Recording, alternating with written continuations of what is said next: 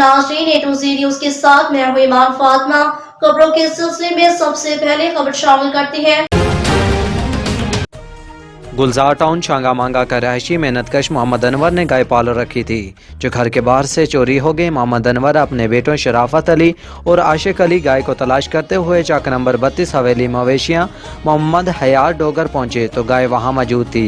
मोहम्मद अनवर ने जब अपनी गाय का मुतालबा किया तो मुलजमान मोहम्मद हयात, रिजवान, अली रजा, फैज़ अली और एक कस नामालूम ने लाठियों डंडों से हमला कर दिया।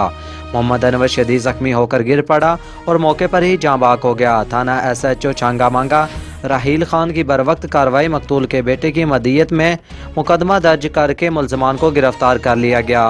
Report Mohammad Khan Bittu, A to Z news Changa मांगा।